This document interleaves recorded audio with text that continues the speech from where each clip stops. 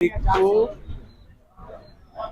जब हम नामांकन करेंगे तो आपको पता चल जाएगा कि हम किस छाप से नामांकन करें। मैंने आपको पहले ही कहा कि मेरे हाथ में कांग्रेस का झंडा होगा, मैं कांग्रेस का झंडा होगा।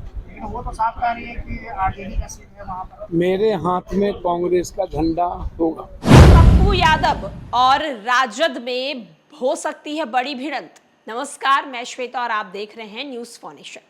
लोकसभा चुनाव के सीटों का ऐलान कर दिया गया है महागठबंधन की तरफ से, जहां एक तरफ सबसे हॉट सीट पूर्णिया को माना जा रहा था, क्योंकि पूर्णिया के लिए पप्पू यादव ने अपनी पार्टी का विलय कहीं ना कहीं कांग्रेस में किया, लेकिन पप्पू यादव को हाथ जो है वो निराश लगा।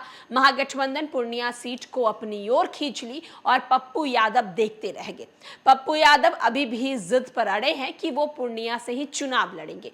यहां तक कि पप्पू यादव ने ऐलान भी कर दिया है कि 2 अप्रैल को वो नामांकन भरने यानी नामांकन पत्र भरने जाएंगे पूर्णिया से वो चुनाव लड़ने के लिए। सवाल अब ये खड़ा हो रहा है कि क्या महागठबंधन में बड़ी भिड़ंत होने वाली है, क्योंकि एक तरफ पप्पू यादव कांग्रेस में जा चुके हैं और दूसरी तरफ राजद जो है वो पूर्णिया सीट अपने कोटे में रख ली है। राजद जदयू से आई बीमा भारती को ये सीट का जो है वो सिंबल जो पहले ही दे चुकी है। अब सवाल ये उठता है कि पप्पू यादव नामांकन पत्र भरने जाएंगे तो वो चुनाव जो है वो निर्दलीय लड़ेंगे या फिर कोई और रणनीति सेट करेंगे। सबसे पहले हम आपको पप्पू यादव की बातों को सुनवाते हैं कि पप्पू यादव पूर्णिया सीट को लेकर क्या कुछ कहते हुए नजर आ रहे हैं। पप्पू जी महागठबंधन के साथ में कांग्रेस के अंग है, तो महागठबंधन के प्रत्याशी को वहाँ पे मदद करनी चाहिए। तो देखिए, मैं किसी पर कोई बात, सबको अपना बात रखने का। हम इतना जानते हैं कि कांग्रेस केंद्रीय नेतृत्व को मैंने अपनी भावना बताई।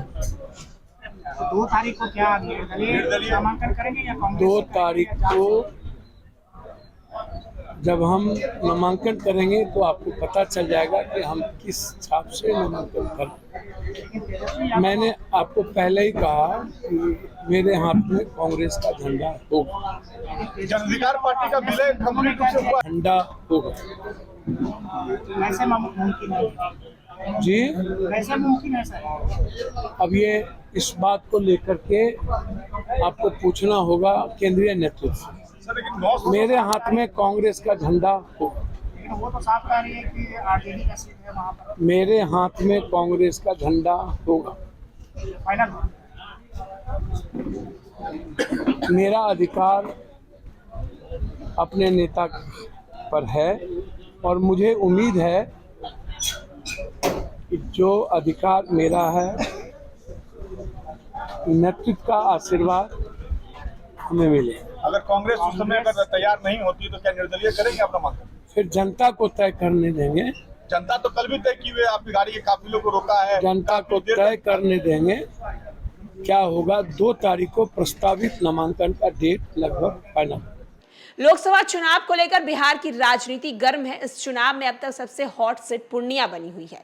महागठबंधन में सीट बंटवारे के बाद सीट राजद के कोटे में चली गई हो, लेकिन हाल ही में कांग्रेस की सदस्यता ग्रहण करने वाले पूर्व सांसद पप्पू यादव ने पूर्णिया से चुनावी मैदान में उतरने की घोषणा कर महागठबंधन की मुश्किलें बढ़ा दी हैं। राजद ने पूर्णिया लोकसभा सीट पर जदयू से आई बीमा भारती को उम्मीदवार बनाया है। अब कार्यालय के अनुसार वो 2 अप्रैल को नामांकन दाखिल करेंगे। हालांकि अब तक ये साफ नहीं हुआ है कि वे बतौर निर्दलीय चुनाव मैदान में उतरेंगे या राजद और कांग्रेस का यहां से दोस्ताना संघर्ष होगा। बिहार कांग्रेस अध्यक्ष पहले ही कह चुका है कि यह सीट राजद के कोटे में चली गई है, अब हम कुछ नहीं कर सकते। माना जा रहा है कि दोनों ही स्थिति में महागठबंधन को परेशानी उठानी पड़ेगी। इसमें कोई 2 मत नहीं है कि पप्पू सीमांचल इलाके में अच्छी पैठ है। पिछले 1 वर्ष से पूर्णिया में कड़ी मेहनत कर रहे हैं। प्रणाम पूर्णिया अभियान के तहत वो गांव-गांव तक पहुंचे थे। तो आप देख सकते हैं कि सीमांचल कोसी में पप्पू यादव की जो पैठ है वो बहुत ही ज्यादा है और ऐसे में पूर्णिया सीट को लेकर पप्पू यादव इमोशनल भी है। कई बार पप्पू यादव का वो दर्द जो है पूर्णिया सीट को लेकर झलका भी है और पिछले 1 साल में पप्पू यादव ने पूर्णिया में जो काम किया है, जन जन लोगों तक जाकर जो उन्होंने अपनी एक पहचान बनाई है, कहीं ना कहीं इससे उन्हें फायदा हो सकता है। और ऐसे में पप्पू यादव अब देखना होगा कि निर्दलीय चुनाव लड़ते हैं या फिर कुछ और रणनीति सेट करते हैं। फिलहाल के लिए इस खबर में इतना ही।